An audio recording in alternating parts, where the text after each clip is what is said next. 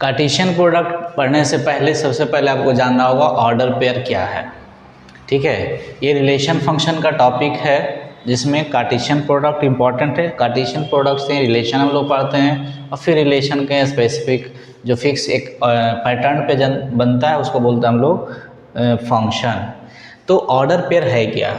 Order pair कहता है कि दो नंबर ए एंड बी, दो नंबर को हम लोग लिखेंगे written in a specific order. Focus इस पे करना है। दो नंबर को हम लोग एक फिक्स ऑर्डर में करें, है ना, जिसमें कोई चेंजेस नहीं हो। ऐसा नहीं कभी ये पहले कभी वो बाद में, नहीं, पहले ए तो पहले ए, बी पहले तो मतलब बी पहले, एक फिक्स ऑर्डर होना चाहिए, है ना।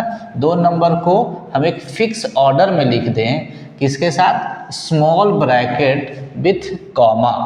दो नंबर को बीच में कॉमा और एक स्मॉल ब्रैकेट के बीच में जो लिखते हैं उसको हम लोग बोलते हैं क्या? ऑर्डर पेयर, है ना। जैसे डिनोट करते हैं हम लोग, डिनोटेड बाई ऐसे, है ना, ए बी। ये क्या हुआ? Order pair of A and B, दो नंबर।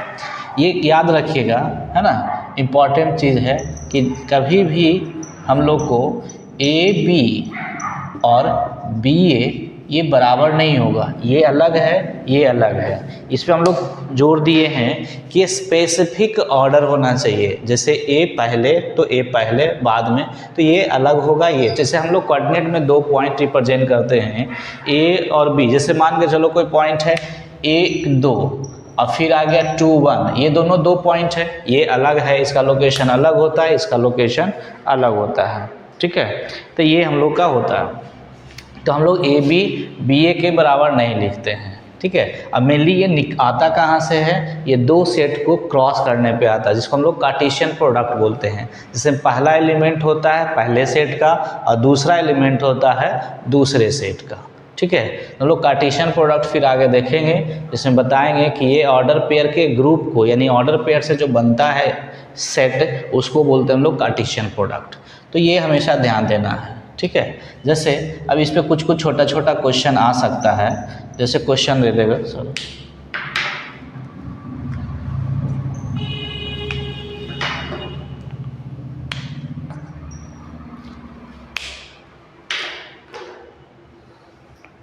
है ना, जैसे लिख देगा कि फाइंड करना है x and y such that, question number पहला दे देगा x - 2 और y + 1 इक्वल टू में दे दिया 4, 3।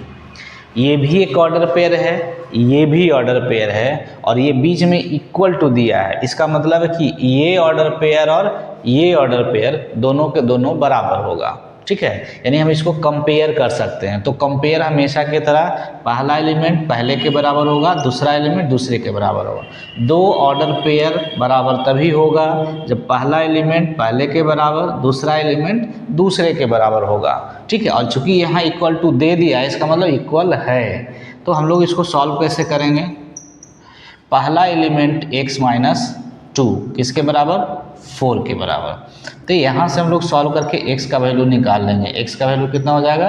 4 2 6। उसी तरह से y + 1 किसके बराबर हो जाएगा? 3 के बराबर होगा। तो यहाँ से y का वैल्यू क्या? 1 उधर प्लस में, इधर उधर जाके माइनस में हो जाएगा, तो y का वैल्यू हो जाएगा 2। इस तरह से हम लोग ऑर्डर पेयर निकाल सकते हैं। ठीक है, जैसे एक और भी क्वेश्चन देख लें और जो बेहतर क्लियर हो जाएगा। क्वेश्चन नंबर 2 है ना, सॉरी इसी का हम लिख देते हैं 1, है ना, फाइंड x एंड y, ये वाला लिख देंगे क्या? x + y, x - y बराबर, ये दे दिया 7, ये दे दिया 3। फिर से वही दो ऑर्डर पेयर बराबर बोला है, इसका मतलब है कि इसका पहला एलिमेंट इसके पहले के बराबर होगा, दूसरा एलिमेंट इसके दूसरे के बराबर होगा। तो हम लोग क्या करेंगे? x + y बराबर 7 लिखेंगे, है ना, इसको इक्वेशन 1 मान लेते हैं, और x - y बराबर 3 मान लेते हैं, इसको इक्वेशन 2 मान लेते हैं। जैसा कि हम लोग पॉलिनोमियल में पढ़े हैं, आप लोग पढ़े हैं कि यदि इक्वेशन एक और वेरिएबल दो, इसे एग्जैक्ट वैल्यू निकलेगा नहीं, तो दो वेरिएबल दो इक्वेशन को हम लोग कंपेयर करेंगे, दोनों का जो कॉमन वैल्यू होगा वो हम लोग का निकलेगा। तब हम लोग यहाँ क्या करते हैं, 10th में पढ़े हैं इसको, तो बहुत सारे मेथड से, substitution method, cross multiply method, elimination method, है ना, किसी भी एक से हम लोग सॉल्व कर लेते हैं। तो क्या करते हैं हम, ये चूँकि कोफिशिएंट सेम है तो हम 1 + 2 कर देते हैं, तो इधर x + y और उधर x - y बराबर 7 + 3, लेफ़्ट को लेफ़्ट से ऐड कर दिए, राइट को राइट से जोड़ दिए, ये कट गया, बच गया 2x = 10, तो x बराबर क्या निकल गया 5। ठीक है, इसके बाद x का वैल्यू किसी में रख देंगे, तो क्या लिखेंगे, ऑन पुटिंग x = 5 इनका हाँ किसी में रख देंगे, फर्स्ट ही में रख देते हैं, तो यहाँ से y बराबर कितना हो जाएगा 7 - x हो जाएगा, यहाँ से y बराबर 7 - x, ऐसा इसलिए किए कि x का वैल्यू हम यहाँ रख देंगे, तो y का वैल्यू 7 - 5 यानी y का वैल्यू आ गया 2, है ना। तो इस तरह से ये बहुत आसान सा टॉपिक है ऑर्डर पेयर।